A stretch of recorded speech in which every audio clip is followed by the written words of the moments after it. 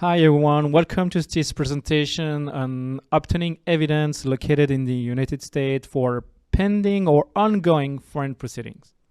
First of all, please allow me to introduce myself. My name is Olivier Thievaus. I'm a licensed attorney in Switzerland and in the United States.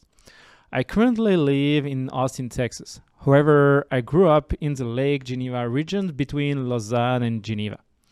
In 2014, I founded the law firm Thievaus & Partners. We are fortunate to have offices in Lausanne, Switzerland, and Austin, Texas. Our firm has 10 employees, including 2 partners in Lausanne. To put the importance of my presentation into perspective, I would like to start with an example. Imagine that you have a new client, Company Alpha, who comes to you for an IP dispute. Company Alpha has developed an extremely innovative computer software based on artificial intelligence technology. The manager of Alpha suspects that their customer Beta has copied part of their program's code and is using it in violation of the license agreement. However, he has no proof at this stage. Nevertheless, if Alpha suspect proved to be true, the damage to Alpha could be significant. The manager of Alpha also explains to you that Beta company has brought in new American investors recently. Some investors, however, reportedly refused to invest in the Beta company after some due diligence investigations into the company.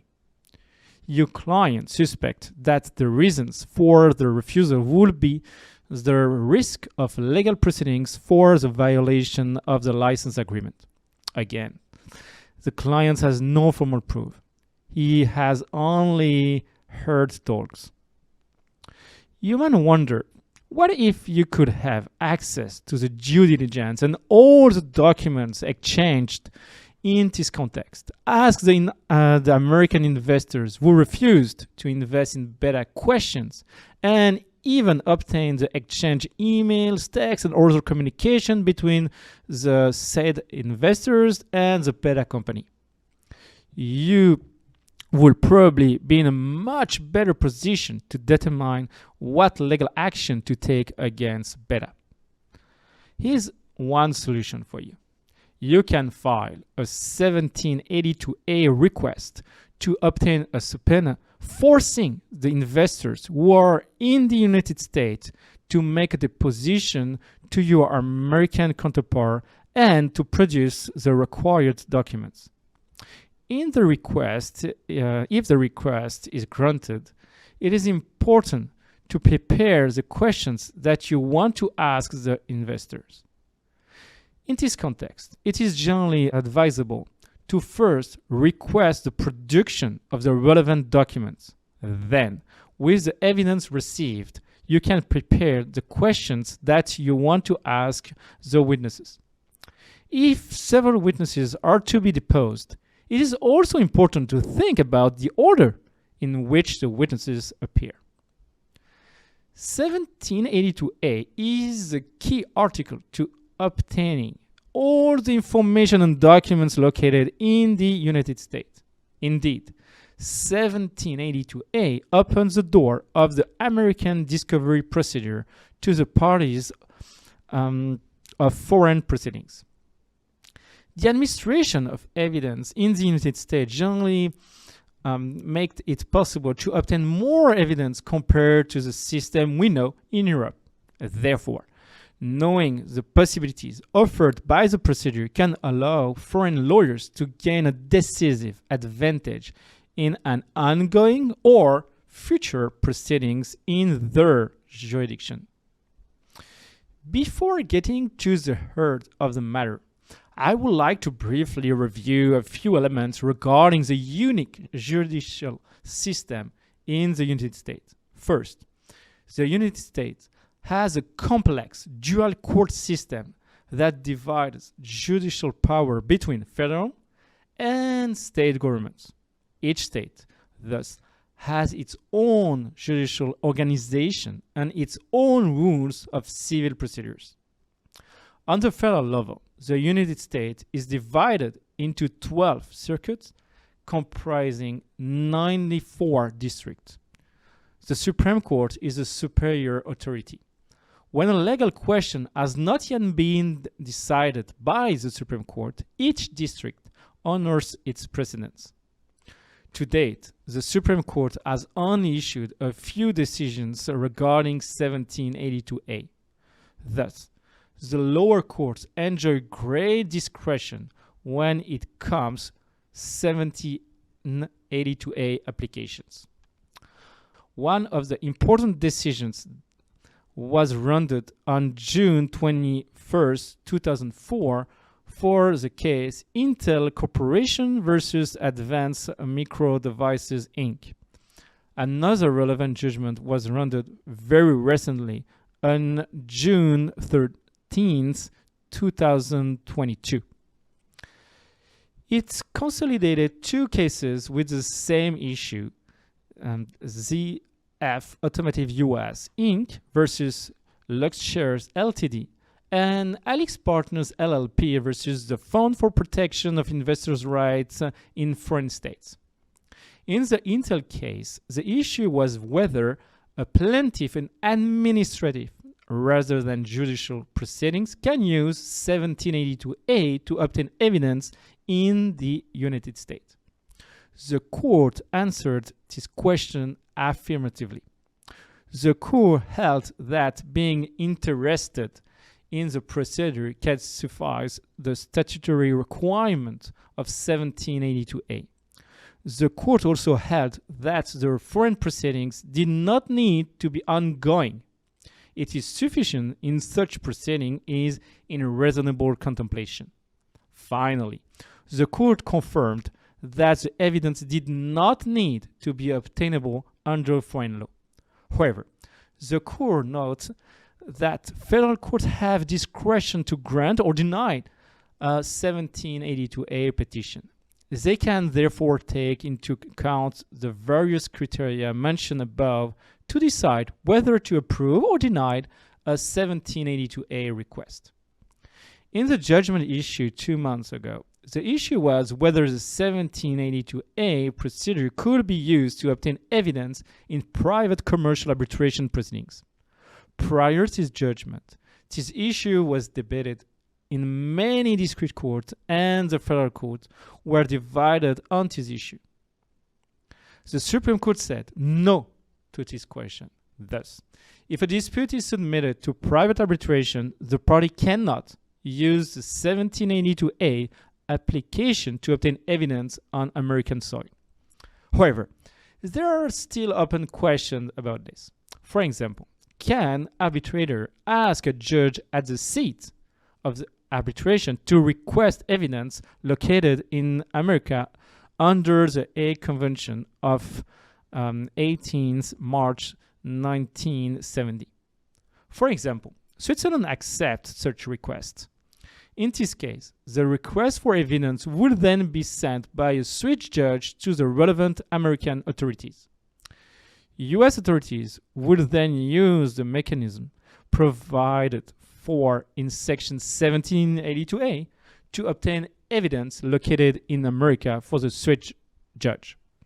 This could potentially conflict with the Supreme Court decision rendered 2 months ago. We will have to see how the American authorities and, if necessary, the federal courts react to such a request. All matters which have not been decided by the Supreme Court can be decided by the district courts. Therefore, the answers may be different depending on the district court's interpretation. It is entirely possible that a 1782 request approved in one district could be denied in another. This is because the U.S. circuits are not bound by each other's decision. To fully understand the scope of application of Article 1782A, it is necessary to review the stages of the federal civil procedure. We can summarize them as follows. 1. The pleading stage. 2. The phase of the administration of evidence, discovery stage. The phase then before the court, civil trial. Then, if applicable, for the appeals phase. The pleading stage is theoretically brief. Indeed, the request must only contain a short and clear explanation demonstrating that the request has the right to information, document, and materials that are sought. The critical information and document are usually not produced at this stage. After this stage, the parties enter the stage of the administration of evidence. In Switzerland and in the vast majority of European countries, the administration of evidence is conducted by the court or a delegated judge. However, in the United States, it is mainly done by the parties. The judge intervenes only sporadically and mainly when the parties are unable to reach an agreement. After the exchange of written submissions, the parties confer the scope of the dispute and determine the possibilities of settling the dispute. During stage, they must also develop a plan for the administration of evidence, which is called the discovery plan. This plan must be submitted to the court in writing within 14 days after the meeting. It contains the subjects covered by the administration of evidence, the methods to exchange of electronic documents, and any issues related to the applicable privileges. The law provides that each party can also obtain evidence in the possession of the other party and of third parties.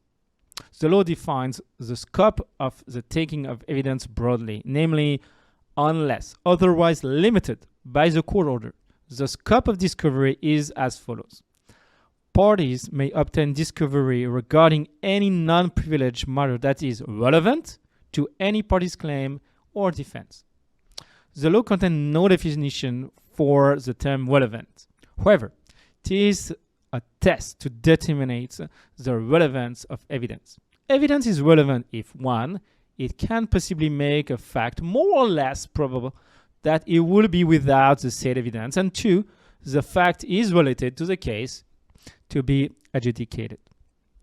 In the case mentioned above, any evidence that shed light on whether the perceived violation of the license agreement played a role in the potential U.S. investors' rejections to invest in beta is relevant. Indeed, if one or more investors have rejected this investment because of the risk of litigation for violation of the license agreement of your clients, then it will be a piece of evidence related to your case. Obviously, the possible answers given by beta to investors in connection with the risk could also be relevant. However, relevancy is not the only factor that are normally taken into consideration. The request of a party to obtain evidence must also be proportionate to the needs of the case. To determine the proportionality of a request, the courts take into account factors such as the importance of evidence required as well as the difficulty to determine the proportionality of a request. The courts take into account factors such as the importance of evidence required as well as the difficulty of obtaining such evidence and the related cost. For this reason, it is often advisable to specify in its 1782A request the reasons for such request. In a 1782A application, it is not uncommon to see the federal courts ask the requesting party to narrow down the scope of discovery and evidence production. Thus, it is advised to clearly determine the evidence required. Note that it's always possible to file a new 1782A request following the discovery of a new evidence, such as the names of witnesses or the existence of documents.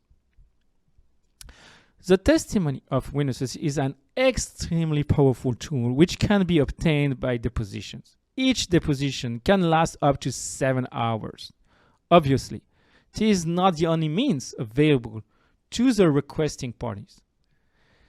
This may also require the other party or third parties to produce documents, inspect premises belonging to or under the control of the other party. The downside of the U.S. system is a cost related to evidence production. a party may be compelled to produce thousands of documents. The process of sorting and verifying that they do not contain trade secret or privileged information, such as communications between the client and his lawyer, can be extremely high. For the party receiving the documents, the cost can also be significant. Indeed, if you receive thousands of emails, documents, you must then sort them and identify those that are relevant to your case. There are companies that are specialized in sorting electronic documents. They do so by using particular search keywords. Who can make 1782A application? Both foreign authorities and courts, and to all persons with a legitimate interest can make the 1782A application.